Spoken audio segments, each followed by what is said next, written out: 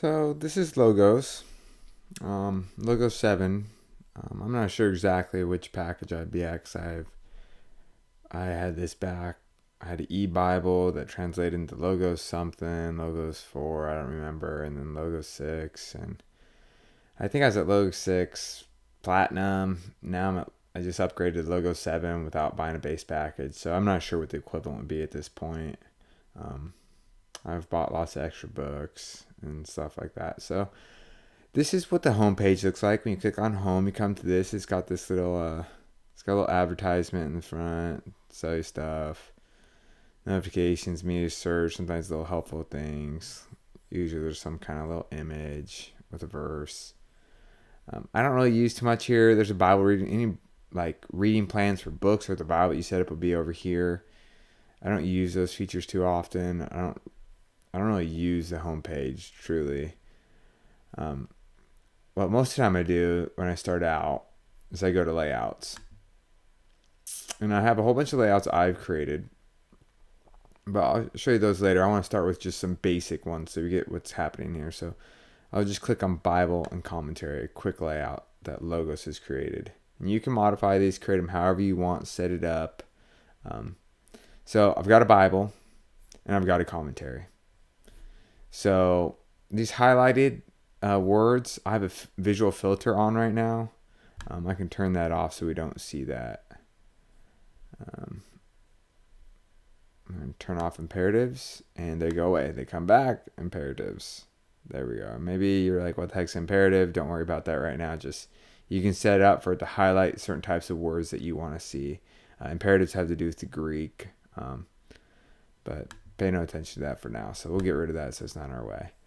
The other little thing if you're brand new, there's a whole lot of things you're not seeing. Just first, this is a book, and it's opened in its own little panel, window, whatever. And here's another book. I have one as a Bible, one as a commentary. And as you notice, there's this little A on both of these on the book, an image of the book. Well, that's saying, hey, link those two so they go to the same place because it's a commentary. So it's, hey, you're in Matthew 5, verse 21. Hey, I'm going to throw the commentary at Matthew 5, verse 21 so you can read the comments on that section of the verse. Super easy to turn that off. You can go here. I say, hey, I don't want this link set to be A. I don't want this. I want it none. So that it's not tracking. This one, as you can see, is still on A. So if I had some other thing open that was on A, they would track together. So we can say, hey, I want none at this point. I just want to be able to scroll down. So I can scroll down and read wherever I am, and it doesn't change this. If I had that clicked, this would be tracking with it. This would show parallel resources, our visual filters, inline. So if I want to see the Greek, I can click on this. And then I have all my options of what I actually want to see in the Greek. So, boom, all of a sudden, I now see a ton of information.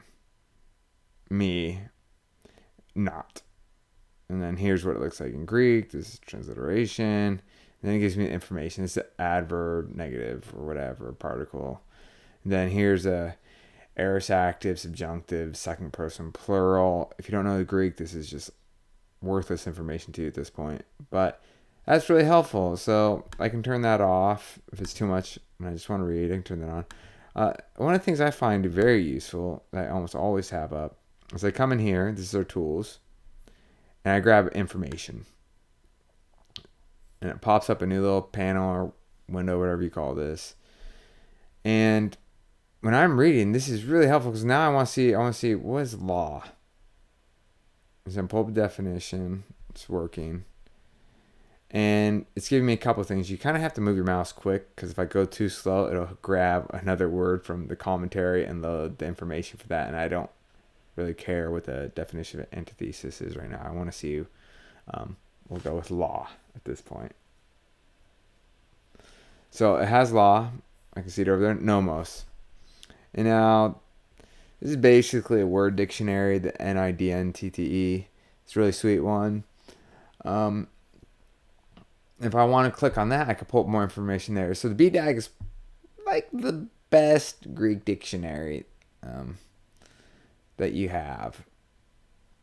So I'm getting a very brief nomos law. Not much. So nomos, the TDNT, if you care about that, that's there. Let's click on the BDAG and see what it does. So it popped up in the same panel, just a different tab, the BDAG, which is a Greek lexicon. So, and I have all the translation here. So now I'm seeing, and this is a neat little feature too. So if you see this little orange thing, page 66. So if you have the hard copy, I don't have the BDAG, but I do have other books. So it's nice to, I'm on page 677. So if I want to go get that for some reason, I don't know, there's times where you want to do it and you want to underline in it for some reason or something. You could do that and find that page. Sometimes it's helpful for citing your work, but a lot of times there's the actual Bible software citation form that you need to use. Ignore all that. So here we go down to 1. The first definition is a procedure or practices taking hold, a custom, rule, principle, and norm. So I'm getting this really quick information really fast from that. And you can see this is changing my information panel based on what my mouse is hovering on, or my cursor. People probably don't have mouses anymore. Maybe some. Almost. So I can pull up the NIDNTTE. Let's pull it up. It's a really long title. Now it's giving me a whole bunch. I have to choose what type of law if I want to get more information. So I could do that. I'm not going to do that now. So I'm just going to close this. Go back. Now, usually my ESV, I like to have my ESV study Bible out too. So I'm going to go grab my ESV study Bible. So I'm going to go hit my library icon here. And I'm just going to type in it. Right now I have it organized by type. It's showing me different types. And I can click these down. It's going to show me all these. Boom. And search for it. But that's just too much. So I'm just going to type up here. ESV.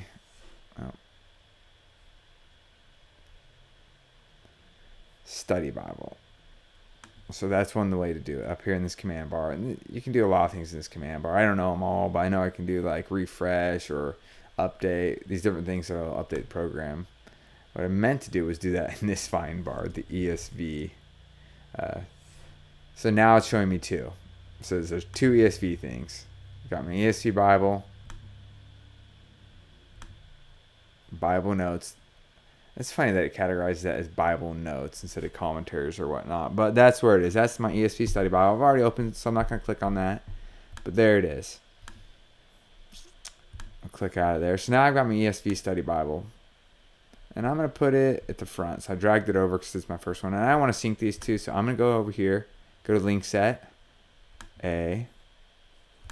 Link set. A. So now they're both on 517. If I scroll 538, an eye for an eye, tooth for a tooth. There I am. Perfect. So a lot of other times what I'll do is I'll pull up a document and say, hey, I need my notes. Where are my notes? So now I'm looking at notes. Look, I happen to have a Matthew 5:1. What are the odds? So I'm going to click on that. Hey, there's my notes on Matthew 5:7. And I'm going to drag it. I like to have everything over in this panel so that I can keep the Bible open at the same time. So now I keep notes, and this tells me I highlighted something in the Bible. I highlighted this in these different places. Commentary of Matthew, same commentary. Looks like commentary of the New Testament, Old Testament. There it is. I've made some copy and paste, and I've added them to this notes. So I'm gathering notes on the Sermon on the Mount here. So that's a big use. Now, guides is another thing you're going to use. So there's multiple ways to get places you want. So let's say I want to do a study. Let's say resist. I'm going to just do a little, mine's a double click or a right click. I have a 2-finger click set up on my Mac to get up here. Now I have a whole bunch of options. Now this is kind of tricky, this color, because this side's kind of white, right? And this side's kind of gray. So you have to pay attention to what's clicked on both sides. So we're saying Bible word study on anthistemi, not anthistine, but on anthistemi, okay? Because if I change that, there's a different word, right? Because we're doing a Bible word study. So I want to do a Bible word study. So I'm going to click on this. I mean, you can have fun and look at all these options. What the heck does this little person mean? What's this little speaker? What's this flag for? And at times I know what it all means, and other times I don't know. So we're going to click on Bible Word Study, and it's going to pull up a study guide for us. And now I like my study guides over here.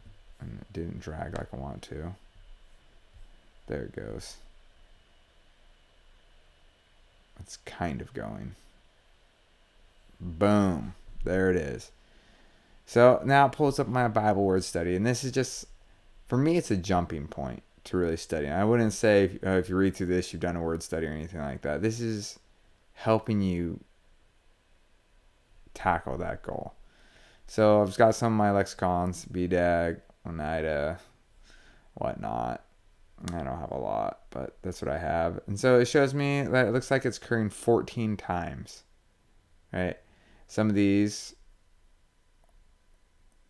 it looks like we got a pretty even mix here between these three options. It was most commonly translated in ESV: oppose, opposed, withstand, resist, resist.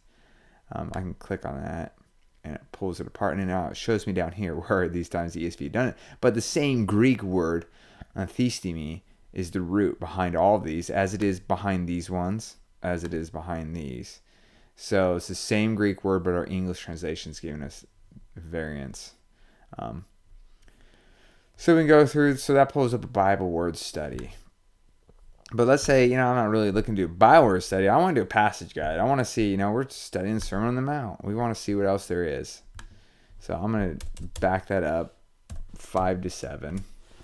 Passage guide, Matthew 5-7. You don't have to type this exact. It's pretty good if you MATT period. If you use a semicolon in between the chapter and verse, it seems to work.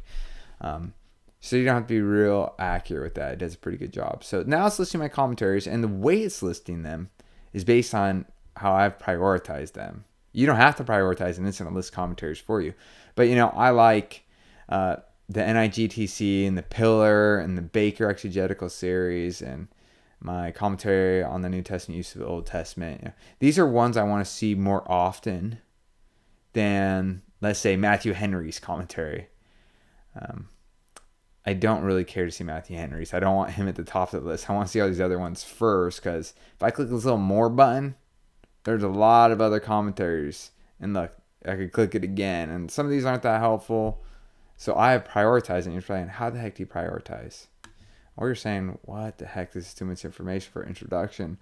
But you go to prioritize. You click on that, and come down here, and now I've dragged these from my books, and I can drag them and move them. So let's say, actually, this is the ICC, or the International Critical Commentary here, and this is the Baker Exegetical Commentary. Well, actually, I want ICC to show up first. Boom, it's that simple. Well, no, I like the Baker Exegetical, boom. Now it's going to show me these ones if they're relevant to my search or my list, and it's going to place them in that order first. So I want to see what the heck the Pillar says on this. So now it's pulled it up. Go back to my Bible and pull my Bible over here, just because that's the way I'm used to seeing it. But you know what? I really need my Greek out now. I can't finish this study without my Greek. So we're going to go a different way. Like, there's multiple ways to get that. So I'm just showing you various ways. I'm going to hit this little plus sign. Boom. So it's saying, hey, here's some of the commonly used stuff that you've used. So why don't you grab one of these, because most likely that's what you're looking for. So I'll hit my Nestle Land, my NA28, and there it is. And now the question is, do I want to sync it with link set A so that we're at the same place? Well, at this point, I don't. What I do want to do is I want to go see them both at the same time. So I have a couple options. See how it's that blue? That tells me it's going to take the bottom half. Now, sometimes I feel like that's not enough to read right there. That's too much, and I've got so you can set this up however you want, because that's not what I'm trying to do there. So yeah, sometimes these grab funny. So now I got the double arrow, so now it's pulling it over. So that's good. Sometimes in the second column, what I'll pull up over here is a parallel passage thing. So let's go to tools. Text comparison. I guess that's what I was looking for. Throw it over here. So since it's a really long passage, we need a shorter one. So let's say Matthew 5, and I'm just grabbing a random verse here, 5:19. So now it's doing variance. So now if I want to see the differences, now it's highlighting in blue. Sometimes this is easier to see at the bottom. Kind of like that. And then let's pull this guy up here again.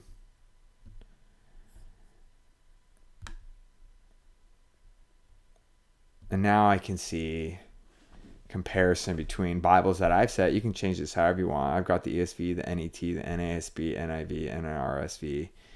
And you can see a little difference. So in front of is different in the NET from the ESV. So obviously the ESV is treating as if it's the base. And then the rest is showing the differences from the ESV in the NASB here or the NIV here.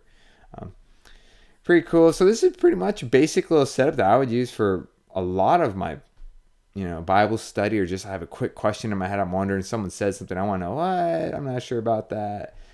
This is the basic setup I would use. Other things I might use is I do use the exegetical guide. We'll look at that at a different time. And then fact book can be helpful in here. Concordance, and hopefully we'll have enough time to make videos for all these different things. So that's the basic. Just get started. Kind of the easiest, simplest. Probably the last feature I would show you is a search. So we could click this search over here, little magnifying glass, or we can just click here. So we're going to click here. I'm going to get rid of this text comparison because it's kind of in the way right now. And we're going to hit search. So I want to do a search. So search gets really in depth, and I've tried to watch as many videos that Logos puts out on it, or other ones I could find on YouTube, try to really get good at it. And then I always forget, how do I do this again? But the more you use it and the more frequent you use it, the better you can get. So it looks like the last thing I did that was saved is I did a lemma search for the word pistis within 5 words of the lemma theos. So basically what that means is I want to see the Greek, because the English, pistis is faith and theos is God. I want to see how many times within 5 words pistis, faith, and God show up. The reason I do the lemma in the Greek is because I don't know how many times I would have to look it up, but in case pistis is translated trust or something in the English, I want to make sure I'm grabbing every form of pistis in the Greek.